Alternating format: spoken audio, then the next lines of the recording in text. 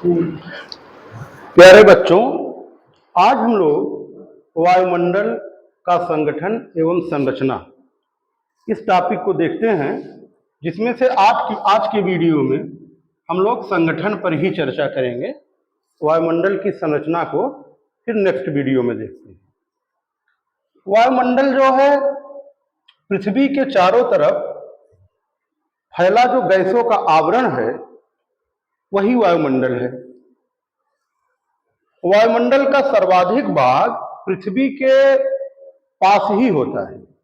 पृथ्वी के पास होने का कारण जो है वो पृथ्वी द्वारा लगाए जाने वाला गुरुत्वाकर्षण बल है, जो गैसीय आवरण को अपनी ओर आकर्षित किए हुए है।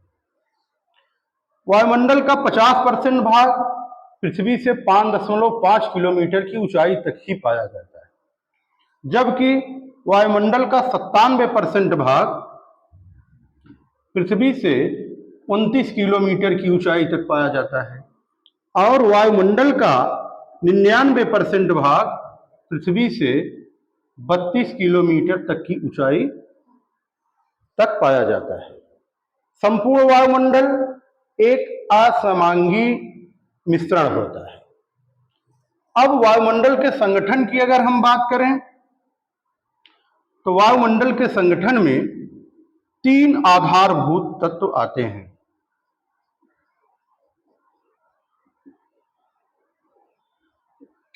तीन आधारभूत तत्व बच्चों कौन कौन से हैं? पहला है गैसें,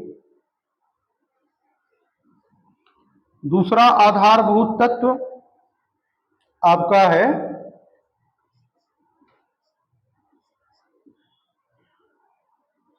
तीसरा एरोसॉल है, दूसरा जलवाष्प।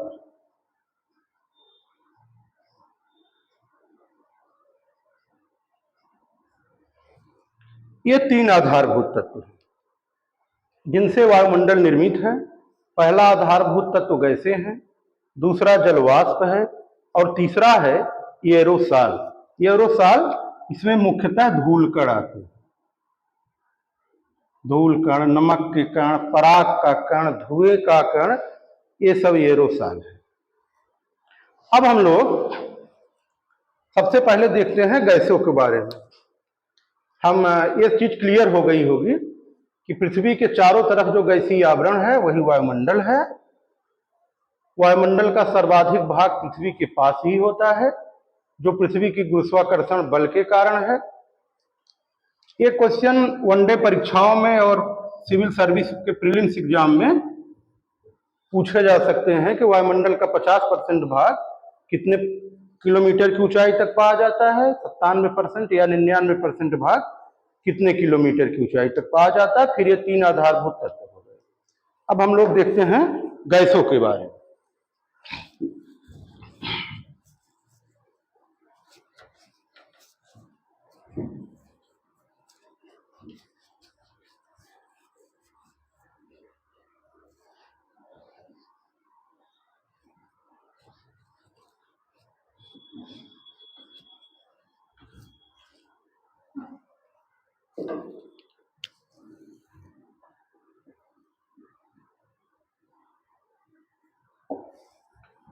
वायुमंडल में पाए जाने वाली प्रमुख गैसें जो हैं उनमें नाइट्रोजन, ऑक्सीजन,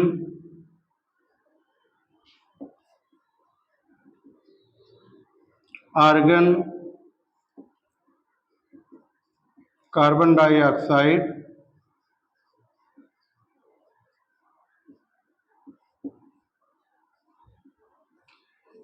ये गैसें बच्चों 2 प्रकार की हैं। प्रथम प्रकार की जो गैस है वो शुरुआत की ये 3 गैसें, इनको हम लोग कहते हैं अस्थायी या अपरिवर्तनशील गैसें।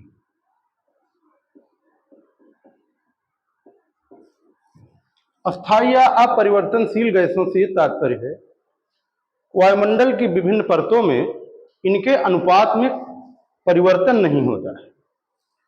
इनका जो प्रतिशत है, जैसे नाइट्रोजन है तो नाइट्रोजन 78.08%, इसको हम 78% ही सामान्य तौर पर लिखते हैं।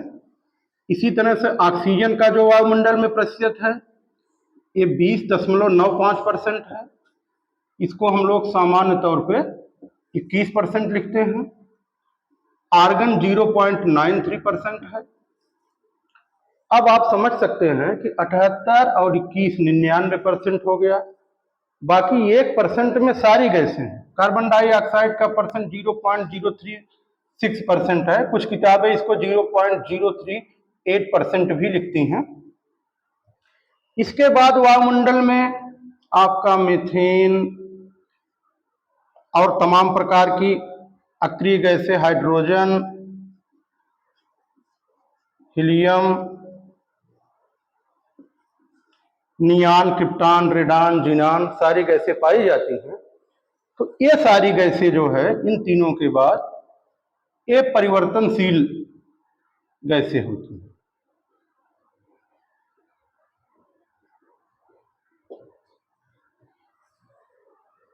इन गैसों में जैसे नाइट्रोजन बहुत प्रमुख गैस है, सब सर्वाधिक मात्रा में पाई जाती है, लेकिन ये रासायनिक अभिक्रिया में बहुत सक्रिय भूमिका नहीं अदा करती है।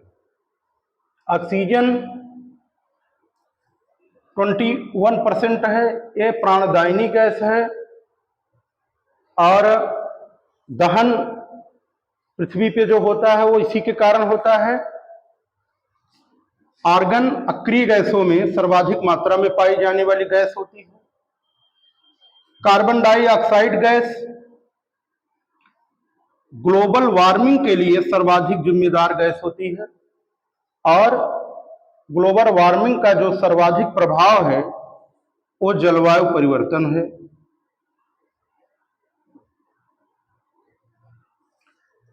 और वायुमंडल में पाई जाने वाली महत्वपूर्ण गैसों में समताप मंडल में एक गैस पाई जाती है ओजोन, जो ऑक्सीजन के 3 परमाणुओं से मिलकर बनती है। ओजोन गैस, ये गैस वायुमंडल के, अभी हम लोग संरचना पढ़ेंगे तो विभिन्न प्रकार के मंडलों को पढ़ेंगे। समताप मंडल में पाई जाती है, जो 10 से 35 किलोमीटर की ऊंचाई के बीच में इसका सर्वाधिक सांद्रण पाया जाता है। यद्यपि ये 50 किलोमीटर की ऊंचाई तक पाई जाती है, लेकिन जो सर्वाधिक मात्रा में ओजोन गैस है वो 10 से 35 किलोमीटर तक पाई जाती है। अब इसके बाद ओजोन गैस सूर्य से आने वाली पराबैंगनी विकिरण जो है उसको अवशोषित करती है। उसको अवशोषित कर लेने से जो पराबैंगनी विकिरण है वो पृथ्वी पर नहीं पहुंच पाती है। तो इस प्रकार से ओजोन गैस पृथ्वी के लिए सुरक्षा कवच का काम करती है। इसको पृथ्वी का सुरक्षा कवच या सुरक्षा छतरी भी कहते हैं।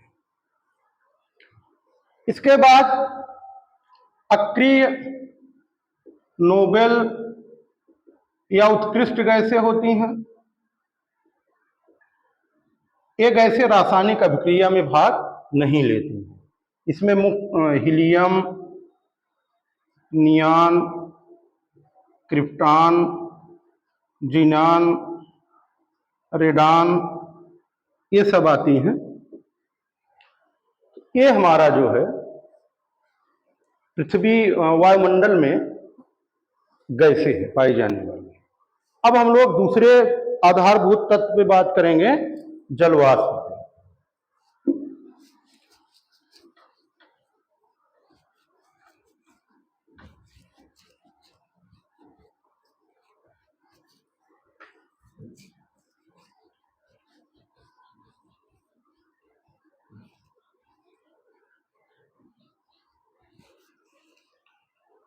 बच्चों, जल का गैसीय रूप जो होता है वही जलवाष्प होता है। हम लोग जल के गैसीय रूप को ही जलवाष्प कहते हैं।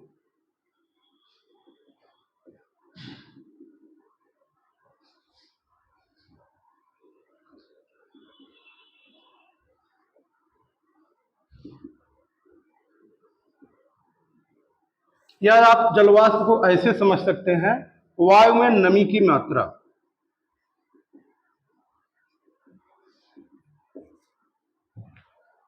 अब जलवाष्प जो है वायुमंडल में जो औसत है जलवाष्प का,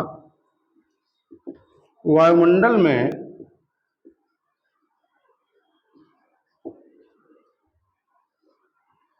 जलवाष्प का औसत ये 2%। यद्यप पूरे वायुमंडल में जलवाष्प 0 से 4% तक पाई जाती है, लेकिन जो औसत है वायुमंडल में जलवाष्प का वो 2% ही होता है।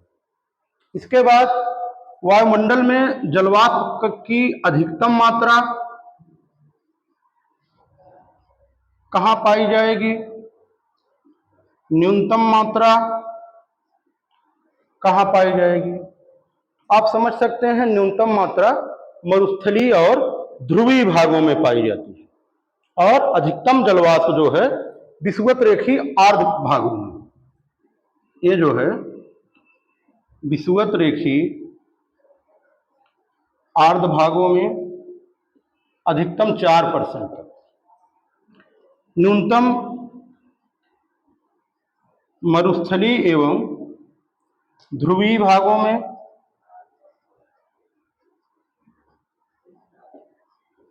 1% पाई जाती है। इस तरह से जलवाष्प जो है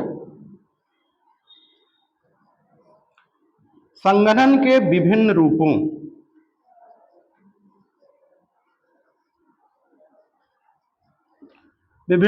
जैसे बादल, कुहरा, ओस, वर्षण आदि सबके लिए जलवाष्प जिम्मेदार होती है। जलवाष्प एक स्थिर गैस है जो पृथ्वी के तापमान को स्थिर बनाए रखने का प्रयास करती है, और यह हरित गृह प्रभाव के लिए जिम्मेदार एक प्राथमिक गैस है। जलवाष्प जो है हरित गृह प्रभाव, ग्रीन हाउस इफेक्ट के लिए भी एक जिम्मेदार गैस मानी जाती है। तो बच्चों ये रही जलवाष्प की बात, इसको एक बार फिर से समझ लीजिए। जल का जो गैसीय रूप होता है वो जलवाष्प कहलाता है। मीन्स वायु में नमी की मात्रा जो होती है। वायुमंडल में जलवाष्प का औसत 2% होता है, जबकि ये 0 से 4% तक वायुमंडल के विभिन्न भागों में पाई जाती है। सर्वाधिक जलवाष्प की मात्रा विषुवत रेखीय आर्द्र भागों में 4% तक पाई जाती है। न्यूनतम मात्रा जलवाष्प की मरुस्थलीय एवं ध्रुवीय भागों में 1% तक पाई जाती है। जलवाष्प संघनन के विभिन्न रूपों जैसे बादल, कोहरा, ओस, वर्षण आदि के लिए जिम्मेदार होती है। साथ ही जलवाष्प पृथ्वी के तापमान को स्थिर बनाए रखती है और हरित गृह प्रभाव के लिए एक हरिया कह सकते हैं हरित गृह प्रभाव वाली गैस के रूप में जानी जाती है। अब हम चलते हैं वायुमंडल के तीसरे आधारभूत तत्व एरोसॉल की तरफ।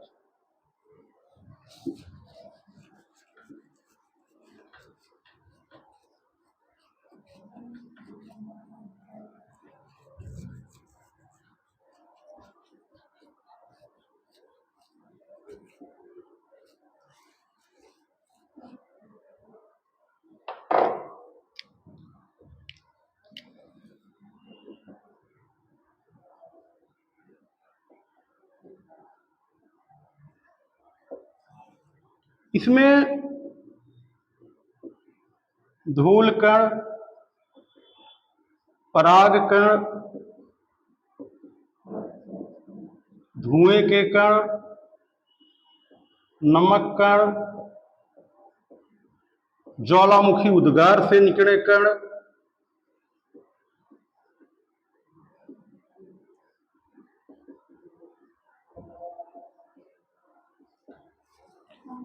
ये सभी आते हैं एरोसॉल में। अब हम बात करें धूल कणों की। अगर धूल कण क्या होते हैं, आर्द्रताग्राही होते हैं।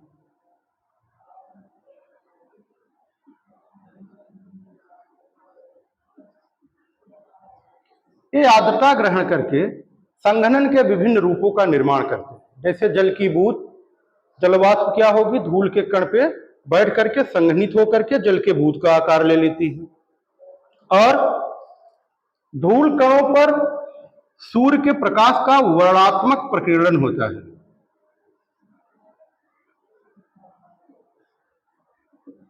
वर्णात्मक प्रकीर्णन होने से हमको आकाश का रंग नीला दिखाई देता है। सर्वप्रथम प्रकीर्णन की बात लॉर्ड रेले ने की है। ये क्वेश्चन भी बहुत पूछा जाता है। प्रकीर्णन की बात सबसे पहले किसने की? लॉर्ड रेले ने। इन्होंने अपना एक नियम दिया है प्रकीर्णन का, उसको भी हम लोग बाद में पढ़ेंगे। तो धूल के कणों